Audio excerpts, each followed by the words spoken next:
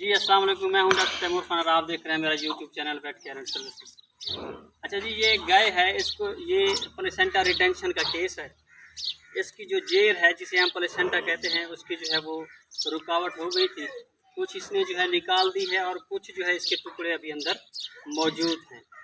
तो वो जो है किसी फार्मर ने ही आके जो है इसकी थोड़ी सी जो है वो जो प्लेसेंटा थी वो निकाली है। अब इसके अंदर जो है थोड़ी सी बाकियात जो है वो मौजूद हैं।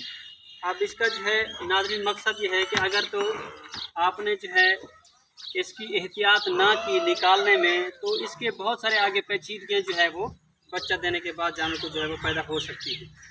अब एक तो ये मसला होता है कि हम जो है वो मुकम्मल जेर निकालने के चक्कर में जो है हम ज़ोर लगा रहे होते हैं और बाद का ऐसा होता है खुदा न खास्ता जानवर को जो है वो, क्योंकि जो जोड़ होता है उसका बच्चा और माँ का आपस में, तो उसका जो है वो कच्चा जुड़ाव होने की वजह से जो है वो ज़बरदस्ती अगर हमने निकालने की कोशिश की तो उसकी ब्लीडिंग होती है, खून निकलता है, जिसकी वजह से जो है वो जानवर को मज़ीद पेचीदगी की वजह से जानवर मौत के मुंह में भी चला जाता है खुदा न खास्ता।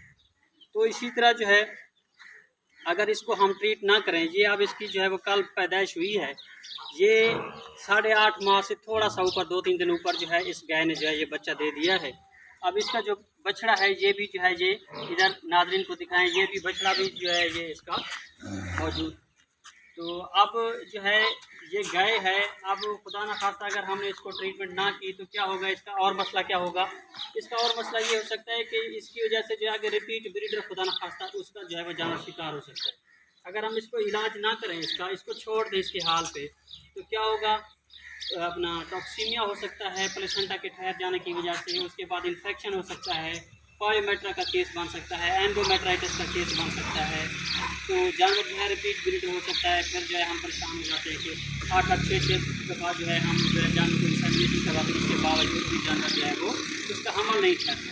तो उसके लिए जो है एहतियातन जो है ये फार्मर ने जो है हमें रब्ता किया, तो एहतियातन जो है हम इसके अंदर जो है वो इंट्रा यूट्राइन ट्रीटमेंट कर रहे हैं। इसकी बच्चादानी के अंदर हम मेडिसिन रखेंगे, तो इंशाल्लाह जो है ये जानवर, उम्मीद है इससे और भी दूसरा फ़ायदा ये हो जाएगा कि ये जानवर जो है इंशाल्लाह 3 महीने के अंदर अंदर जो है ये इस तरह के केसेस में अगर आप ट्रीटमेंट कर देते हैं तो 3 महीने के अंदर अंदर जानवर हीट में भी आ जाएगा और ये नए आप कह लें कि नई प्रेगनेंसी के लिए जानवर जो है वो तैयार हो जाएगी। तो बहुत शुक्रिया नाज़रीन, वीडियो को लाइक सब्सक्राइब और शेयर ज़रूर कीजिएगा। Thank you very much. अच्छा जी, ये है कि अगर खुदा न खास्ता जो है आप देखें कि प्लेसेंटा जानवर की जो है मुकम्मल नहीं निकलती, थोड़े से टुकड़े उसके रह जाते हैं, तो निकालने के बावजूद भी नहीं आ रही, तो आप जो है उसके जुड़ाव को जो है लाजमी खींचने की कोशिश ना करें।